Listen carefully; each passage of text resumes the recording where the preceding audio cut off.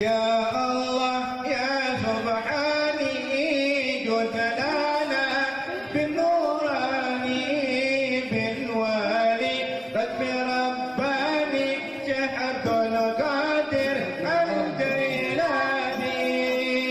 Ya Allah ya Subhani judlana bin nurani bin wali Rabbi Rabbani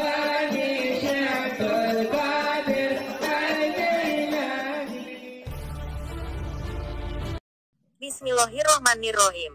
Assalamualaikum warahmatullahi wabarakatuh. Kembali lagi bersama Mimin di channel Dikhar, channel Islami yang menyajikan kisah-kisah para nabi, para wali, dan kisah-kisah Islami lainnya. Kali ini Mimin akan membahas kisah-kisah karomah Syekh Muhammad Khalil bin Abdul Latif Bangkalan Madura. Namun Mimin akan membahas sedikit biografi Syekhuna terlebih dulu sebelum menceritakan kisah-kisah karomahnya. Syekh Khalil Bangkalan Madura merupakan sosok ulama Madura yang menjadi maha guru Nusantara. Ketenaran namanya tentu ditopang oleh kepribadiannya yang sejak masih kecil sudah menunjukkan berbagai kelebihan. Baik itu dalam soal akhlak, maupun keilmuannya yang menjadi magnet banyak orang untuk mendekat pada sosok yang dikenal dengan sebutan Syekhona atau maha guru. Di samping itu, banyak kejadian luar biasa yang menjadi pertanda kewaliannya, atau pertanda sebagai makhluk Allah yang dikasihinya. Kejadian luar biasa itu, jika para waliullah yang memilikinya orang-orang biasanya menyebut itu adalah karomah atau keistimewaan yang Allah anugerahkan kepada kekasihnya saja. Baik, langsung saja kisahnya sebagai berikut. Pertama, berguru dalam mimpi.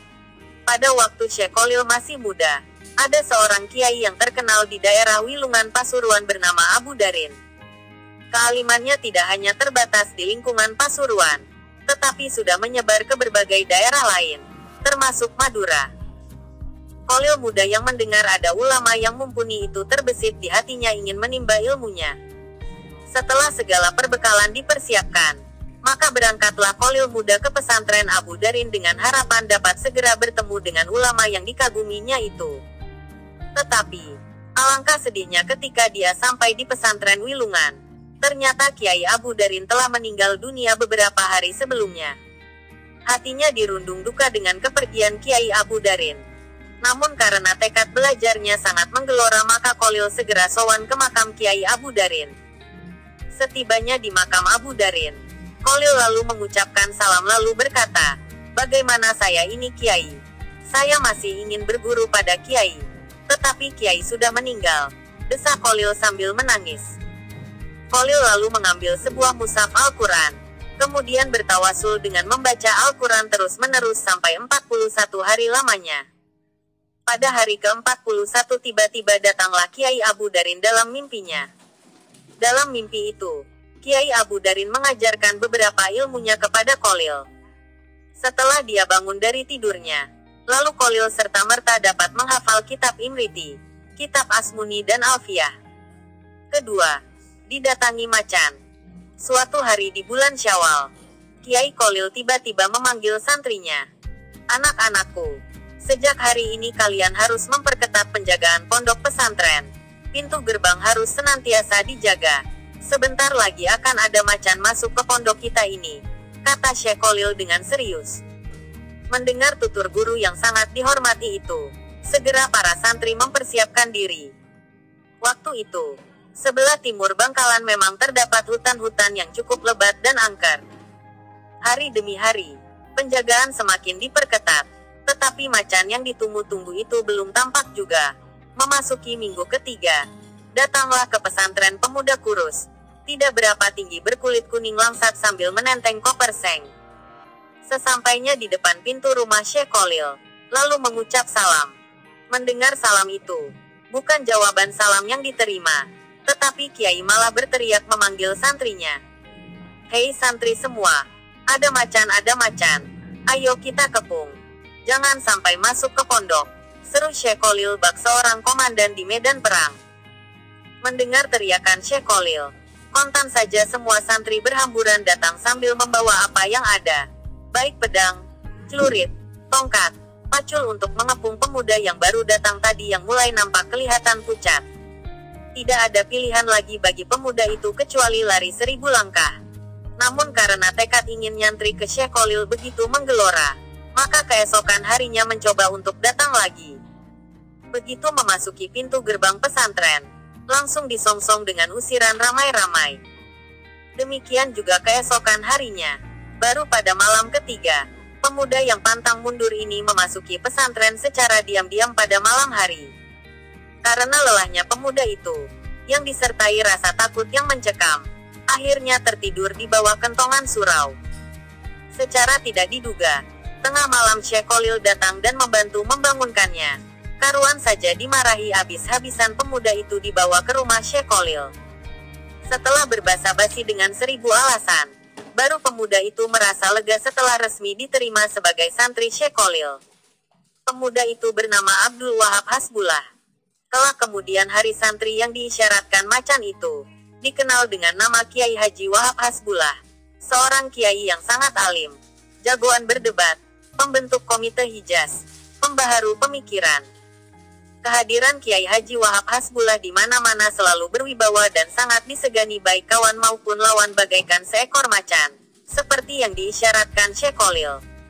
Ketiga, santri yang bermimpi tidur dengan istri Syekh Khalil.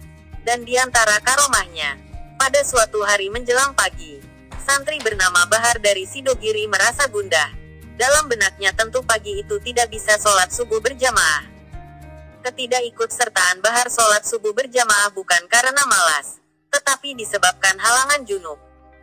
Semalam Bahar bermimpi tidur dengan seorang wanita. Sangat dipahami kegundahan Bahar, sebab wanita itu adalah istri Kiai Khalil, istri gurunya sendiri. Menjelang subuh, terdengar Kiai Khalil marah besar sambil membawa sebilah pedang seraya berucap, "Santri kurang ajar, santri kurang ajar." Para santri yang sudah naik ke masjid untuk sholat berjamaah merasa heran dan tanda tanya, apa dan siapa yang dimaksud santri kurang ajar itu? Subuh itu Bahar memang tidak ikut sholat berjamaah, tetapi bersembunyi di belakang pintu masjid. Selesai sholat subuh berjamaah, Kiai Khalil menghadapkan wajahnya kepada semua santri seraya bertanya, siapa santri yang tidak ikut berjamaah? Ucap Kiai Khalil, nada menyelidiki. Semua santri merasa terkejut, tidak menduga akan mendapat pertanyaan seperti itu. Para santri menoleh ke kanan ke kiri, mencari tahu siapa yang tidak hadir. Ternyata yang tidak hadir waktu itu hanyalah Bahar. Kemudian Kiai Khalil memerintahkan mencari Bahar dan dihadapkan kepadanya. Setelah diketemukan lalu dibawa ke masjid. Kiai Khalil menatap tajam-tajam kepada Bahar seraya berkata, "Bahar, karena kamu tidak hadir sholat subuh berjamaah maka kamu harus dihukum. Tebanglah 2 rumpun bambu di belakang pesantren dengan petok ini," perintah Kiai Khalil. Petok adalah sejenis pisau kecil, yang sering dipakai menyabit rumput. Setelah menerima perintah itu, segera Bahar melaksanakan dengan tulus. Dapat diduga bagaimana Bahar menebang 2 rumpun bambu dengan suatu alat yang sangat sederhana sekali. Tentu sangat kesulitan dan memerlukan tenaga ekstra, serta waktu yang cukup lama sekali. Namun hukuman ini akhirnya diselesaikan dengan baik oleh Bahar. "Alhamdulillah, sudah selesai Kiai," ucap Bahar dengan sopan dan rendah hati. "Kalau begitu, sekarang kamu makan nasi yang ada di nampan itu sampai habis," perintah Kiai kepada Bahar. Sekali lagi santri Bahar dengan patuh menerima hukuman dari Kiai Khalil. Setelah Bahar melaksanakan hukuman yang kedua, santri Bahar lalu disuruh makan buah-buahan yang ada di nampan sampai habis. Setelah itu, santri Bahar diusir oleh Kiai Khalil seraya berucap, "Hai santri, semua ilmuku sudah dicuri oleh orang ini," ucap Kiai Khalil sambil menunjuk ke arah Bahar. Dengan perasaan senang santri Bahar pulang meninggalkan pesantren Kiai Khalil menuju kampung halamannya. Memang benar. Tak lama setelah itu santri yang mendapat isyarat mencuri ilmu Kiai Khalil itu menjadi kiai yang sangat alim, yang memimpin sebuah pondok pesantren besar di Jawa Timur. Kiai beruntung itu bernama Kiai Bahar, seorang kiai besar dengan ribuan santri yang diasuhnya di pondok pesantren Sidogiri, Pasuruan, Jawa Timur. Keempat, orang Arab dan macan tutul. Suatu hari menjelang sholat maghrib, seperti biasanya Kiai Kolil mengimami jamaah sholat bersama para santri Kedemangan. Bersamaan dengan Kiai Kolil sedang mengimami sholat, tiba-tiba kedatangan tamu berbangsa Arab. Orang Madura menyebutnya Habib. Seusai melaksanakan sholat, Kiai Kolil menemui tamunya, termasuk orang Arab yang baru datang itu. Sebagai orang Arab yang mengetahui kefasihan bahasa Arab, Habib menghampiri Kiai Kolil seraya berucap, "Kiai, bacaan Al-Fatihah antum kurang fasih," tegur Habib. Kiai Kolil hanya tersenyum saja. Setelah berbasa-basi beberapa saat, Habib dipersilahkan mengambil wudhu untuk melaksanakan sholat maghrib. Tempat wudhu ada di sebelah masjid itu, silahkan ambil wudhu di sana, ucap Kiai sambil menunjukkan arah tempat wudhu. Baru saja selesai wudhu, tiba-tiba sang Habib dikejutkan dengan munculnya macan tutul. Habib terkejut dan berteriak dengan bahasa Arabnya yang fasih untuk mengusir macan tutul yang makin mendekat itu. Meskipun Habib mengucapkan bahasa Arab sangat fasih untuk mengusir macan tutul, namun macan itu tidak pergi juga. Mendengar ribut-ribut di sekitar tempat wudhu, Kiai Kolil datang menghampiri. Melihat ada macan yang tampaknya penyebab keributan itu, Kiai Kolil mengucapkan sepatah dua patah kata yang kurang fasih. Anehnya, sang macan yang mendengar kalimat yang dilontarkan Kiai Kolil yang nampaknya kurang fasih itu, macan tutul bergegas menjauh. Dengan kejadian ini, Habib paham bahwa sebetulnya Kiai Kolil bermaksud memberi pelajaran kepada dirinya, bahwa suatu ungkapan bukan terletak antara fasih dan tidak fasih, melainkan sejauh mana penghayatan makna dalam ungkapan itu. Kelima, jawaban Syekh Kolil kepada tamunya. Suatu ketika Habib Jindan bin Salim berselisih pendapat dengan seorang ulama, manakah pendapat yang paling sahih dalam ayat Maliki Yaumidin? Malikinya dibaca Maliki dengan memakai alif setelah mim, ataukah Maliki tanpa alif? Setelah berdebat tidak ada titik temu, akhirnya sepakat untuk sama-sama datang ke Kiai Keramat Kiai Kolil Bangkalan. Ketika itu, Kiai yang jadi maha guru para Kiai Pulau Jawa itu sedang duduk di dalam musala. Saat rombongan Habib Jindan sudah dekat ke musola, sontak saja Kiai Kolil berteriak, "Maliki Yaumidin ya Habib! Maliki Yaumidin ya Habib!" teriak Kiai Kolil Bangkalan menyambut kedatangan Habib Jindan. Tentu saja dengan ucapan selamat datang yang aneh itu, sang Habib tak perlu bersusah payah menceritakan soal sengketa Maliki Yaumidin ataukah Maliki Yaumidin itu. Demikian cerita Habib Lutfi bin Yahya ketika menjelaskan perbedaan pendapat ulama dalam bacaan ayat itu pada tafsir Tabari. Keenam, tongkat Syekh Kolil dan sumber mata air. Suatu hari Kiai Kolil berjalan ke arah selatan Bangkalan. Beberapa santri menyertainya. Setelah berjalan cukup jauh, tepatnya sampai di desa Langgundi, tiba-tiba Kiai Kolil menghentikan perjalanannya. Setelah melihat tanah di hadapannya, dengan serta-merta Kiai Kolil menancapkan tongkatnya ke tanah. Dari arah lubang bekas tancapan Kiai Kolil, memancarlah sumber air yang sangat jernih. Semakin lama semakin besar. Bahkan karena terus membesar, sumber air tersebut akhirnya menjadi kolam yang bisa dipakai untuk minum dan mandi. Kolam yang bersejarah itu sampai sekarang masih ada. Orang Madura menamakannya Kola Al-Asror Langgundi. Letaknya sekitar 1 km sebelah selatan kompleks pemakaman Kiai Kolil Bangkalan. Ketujuh, tertawa keras saat sedang sholat. Pada suatu hari, saat melakukan sholat berjamaah yang dipimpin oleh seorang kiai pondok pesantren tempat Mbah Kolil muda menimba ilmu, ia tertawa cukup keras.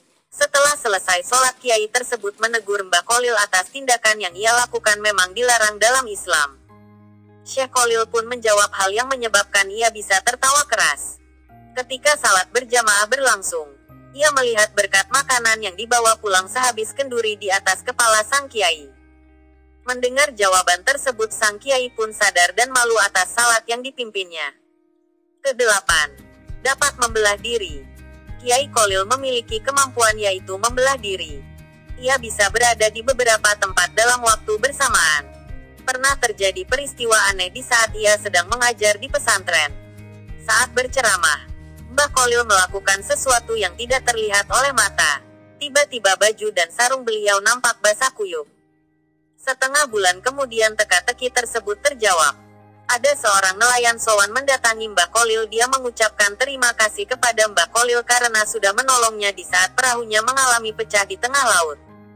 Kesembilan, ditangkap lalu dibebaskan oleh Belanda. Syekh Kolil pernah ditangkap oleh Belanda karena dituduh melindungi beberapa orang yang terlibat perlawanan terhadap kolonial di pondok pesantrennya. Pada saat ditangkapnya Syekh Kolil, terjadi hal aneh yang tidak bisa mereka mengerti, seperti tidak bisa dikuncinya pintu penjara, sehingga membuat mereka harus berjaga penuh agar tahanan tidak melarikan diri. Banyak orang yang berdatangan untuk menjenguk Syekh Kolil dan memberi makanan. Bahkan sampai banyak orang yang meminta ingin ikut ditahan bersamanya. Kejadian tersebut membuat pihak Belanda untuk merelakan Syekh Kolil dibebaskan. Ke-10. Menyembuhkan orang sakit. Kiai Kolil memiliki karamah yang sangat luar biasa. Dalam kisahnya diceritakan ada seorang keturunan China yang sedang mengalami sakit lumpuh. Padahal sudah dibawa ke Jakarta, namun masih belum juga sembuh. Lalu ia mendapatkan informasi bahwa di Madura ada orang sakti yang bisa menyembuhkan penyakit. Setelah mengetahui itu semua, mereka pergi menuju Madura, yakni ke Kiai Kolil untuk berobat. Saat melakukan perjalanan kira-kira jarak 20 meter dari rumah Kiai Kolil, tiba-tiba muncul Kiai Kolil dengan membawa pedang sambil berkata, "Mana orangnya? Mana orangnya?" Melihat hal itu, kedua orang tersebut lari sangat kencang, bahkan ia tidak sadar bahwa ia sedang sakit. Tanpa mereka sadari mereka sudah sembuh. Mereka sangat bersyukur atas karamah yang ia dapatkan dari Kiai Kolil. Setelah Kiai Kolil wafat, bahkan mereka sering datang ke makam Kiai Kolil untuk berziarah. Ke-11. Kisah pencuri timun tidak bisa duduk. Pada suatu hari, petani timun di daerah Bangkalan sering mengeluh. Setiap timun yang siap dipanen selalu kedahuluan dicuri maling. Begitu peristiwa itu terus-menerus, akhirnya petani timun itu tidak sabar lagi. Setelah bermusyawarah, maka diputuskan untuk sowan ke Mbah Kolil. Sesampainya di rumah Mbah Kolil, sebagaimana biasanya kiai tersebut sedang mengajarkan kitab Nahwu. Kitab tersebut bernama Jurumiyah, suatu kitab tata bahasa Arab tingkat pemula. "Assalamualaikum Kiai," ucap salam para petani serentak. "Waalaikumsalam warahmatullahi wabarakatuh," jawab Mbah Kolil. Melihat banyaknya petani yang datang, Mbah Kolil bertanya, "Sampeyan ada keperluan ya?" "Benar Kiai. Akhir-akhir ini ladang timun kami selalu dicuri maling. Kami mohon kepada Kiai penangkalnya," kata salah satu petani dengan nada memohon penuh harap. Ketika itu, kitab yang dikaji oleh Kiai kebetulan sampai pada kalimat, "Koma Zaidun," yang artinya, Zaid telah berdiri, lalu serta-merta Mbah Kolil berbicara sambil menunjuk kepada huruf, "Koma Zaidun." "Ya, karena pengajian ini sampai, Koma Zaidun. Ya, Koma Zaidun. Ini saja pakai sebagai penangkal," seru Kiai dengan tegas dan mantap. "Sudah, Pak Kiai," ujar para petani dengan nada ragu dan tanda tanya. "Ya sudah," jawab Mbah Kolil menandaskan. Mereka puas mendapatkan penangkal dari Mbah Kolil. Para petani pulang ke rumah mereka masing-masing dengan keyakinan kemujaraban penangkal dari Mbah Kolil. Keesokan harinya, seperti biasanya petani ladang timun pergi ke sawah masing-masing. Betapa terkejutnya mereka melihat pemandangan di hadapannya, sejumlah pencuri timun berdiri terus-menerus tidak bisa duduk. Maka tak ayal lagi, semua maling timun yang selama ini merajalela diketahui dan dapat ditangkap. Akhirnya penduduk berdatangan ingin melihat maling yang tidak bisa duduk itu. Semua upaya telah dilakukan, namun hasilnya sia-sia. Semua maling tetap berdiri dengan muka pucat pasi karena ditonton orang yang semakin lama semakin banyak. Satu-satunya jalan agar para maling itu bisa duduk, maka diputuskan wakil petani untuk sowan ke Mbah Kolil lagi. Tiba di kediaman Mbah Kolil, utusan itu diberi obat penangkal. Begitu obat disentuhkan ke badan maling yang sial itu, akhirnya dapat duduk seperti sedia kala. Dan para pencuri itu pun menyesal dan berjanji tidak akan mencuri lagi di ladang yang selama ini menjadi sasaran empuk pencurian. Maka sejak saat itu, petani timun di daerah Bangkalan menjadi aman dan makmur. Sebagai rasa terima kasih kepada Mbah Kolil, mereka menyerahkan hasil panenannya yaitu timun ke pondok pesantren berdokar-dokar. Sejak itu, Berhari-hari para santri di pondok kebanjiran timun. Dan hampir-hampir di seluruh pojok-pojok pondok pesantren dipenuhi dengan timun. Ke-12. Kisah ketinggalan kapal laut. Pada musim haji yang saat itu masih menggunakan kapal laut untuk menuju Mekah, semua penumpang calon haji naik ke kapal dan bersiap-siap. Tiba-tiba seorang wanita berbicara kepada suaminya. "Pak, tolong saya belikan anggur. Saya ingin sekali," ucap istrinya dengan memelas. "Baik, kalau begitu mumpung kapal belum berangkat saya akan turun mencari anggur," jawab suaminya sambil bergegas keluar kapal. Suaminya mencari anggur di sekitar ajungan kapal. Nampaknya tidak ditemui penjual buah anggur seorang pun. Akhirnya dicobanya masuk ke pasar untuk memenuhi keinginan istrinya tercinta itu. Dan meski agak lama, toh akhirnya anggur itu didapat juga. Betapa gembiranya sang suami mendapatkan buah anggur itu. Dengan agak bergegas, dia segera kembali ke kapal untuk menemui istrinya. Namun betapa terkejutnya setelah sampai ke ajungan kapal yang akan ditumpangi. Semakin lama semakin menjauh. Sedih sekali melihat kenyataan ini. Ia duduk termenung tidak tahu apa yang mesti diperbuat. Di saat duduk memikirkan nasibnya, tiba-tiba ada seorang laki-laki datang menghampirinya. Dia memberikan nasihat. "Datanglah kamu kepada Mbah Kholil Bangkalan. Utarakan apa musibah yang menimpa dirimu," ucapnya dengan tenang. "Mbah Kholil," pikirnya. "Siapa dia? Kenapa harus ke sana? Bisakah dia menolong ketinggalan saya dari kapal?" Begitu pertanyaan itu berputar-putar di benaknya. "Segeralah ke Mbah Kholil, minta tolong padanya agar membantu kesulitan yang kamu alami. Insya Allah," lanjut orang itu menutup pembicaraan. Tanpa pikir panjang lagi, berangkatlah sang suami yang malang itu ke Bangkalan. Setibanya di kediaman Mbah Kholil, langsung disambut dan ditanya, "Ada keperluan apa?" Lalu suami yang malang itu menceritakan apa yang dialaminya mulai awal hingga datang ke Mbah Kholil. Tiba-tiba kiai itu berkata, "Loh, ini bukan urusan saya. Ini urusan pegawai pelabuhan. Sana pergi." Lalu suami itu kembali dengan tangan hampa. Sesampainya di pelabuhan, sang suami bertemu lagi dengan orang laki-laki tadi yang menyuruh ke Mbah Kholil. Lalu bertanya, "Bagaimana? Sudah bertemu Mbah Kholil?" "Sudah. Tapi saya disuruh ke petugas pelabuhan," katanya dengan nada putus asa. "Kembali lagi. Temui Mbah Kholil," ucap orang yang menasehati dengan tegas tanpa ragu. Maka sang suami yang malang itu pun kembali lagi ke Mbah Kholil. Begitu dilakukannya sampai berulang kali. Baru setelah ketiga kalinya, Mbah Kholil berucap, "Baik kalau begitu. Karena sampeyan ingin sekali, saya bantu sampeyan." "Terima kasih Kiai," kata sang suami melihat secercah harapan. "Tapi ada syaratnya," ucap Mbah Kholil. "Saya akan penuhi semua syaratnya Kiai," jawab orang itu dengan sungguh-sungguh. Lalu Mbah Kholil berpesan, "Setelah ini kejadian apapun yang dialami sampeyan jangan sampai diceritakan kepada orang lain kecuali saya sudah meninggal. Apakah sampeyan sanggup?" Seraya menatap tajam. "Sanggup Kiai," jawabnya spontan. "Kalau begitu ambil dan pegang anggurmu. Pejamkan matamu rapat-rapat," kata Mbah Kholil. Lalu sang suami melaksanakan perintah Mbah Kholil dengan patuh.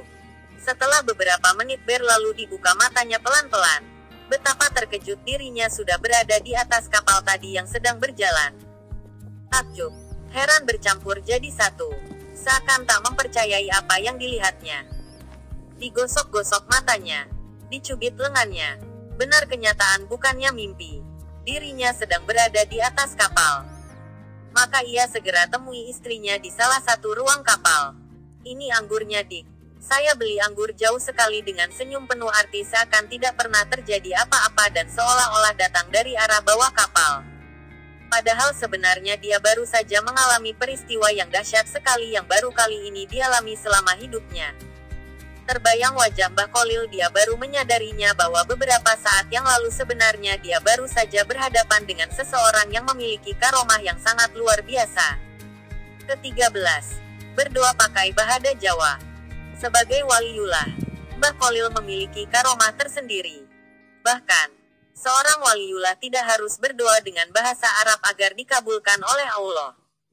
Beliau cukup mendoakan wanita yang tak kunjung memiliki keturunan dalam rumah tangganya menggunakan bahasa Jawa. Takjubnya, doa beliau dikabulkan oleh Allah SWT tak lama kemudian. Wallahu a'lam bishawab.